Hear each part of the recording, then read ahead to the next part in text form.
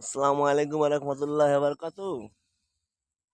আগামী 10 তারিখ আমাদের আষাঢ়ি বুধে দুয়ারে সরকার বসছে। যাদের কারো কাজ থাকলে অবশ্যই ফর্ম জমা দিবেন। দুয়ারে সরকার 10 তারিখে বসবেন। আজকে 4 তারিখ, আর 6 দিন পর দুয়ারে সরকার বসবে। মনে রাখবেন বন্ধু, দুয়ারে সরকার মানে দোয়ার মানে হচ্ছে বাড়ির দোয়ার। দোয়ার সরকার মানে সরকার, যে কোনো সরকার হোক সরকার।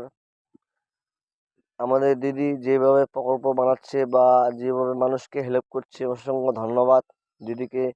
এবং বিপ্লব মিত্র মহাশয়কে অসংখ্য ধন্যবাদ, যেভাবে কাজ করে দিচ্ছে, গরিবের পাশে দাঁড়াচ্ছে মমতা বন্দ্যোপাধ্যায় এবং আমাদের বিপ্লব মিত্র মহাশয় মন্ত্রী, আমাদের হরিরামপুর বিধানসভার বিধায়ক। যাই হোক দোস্ত, আপনারা ভালোভাবে থাকবেন, খাবেন।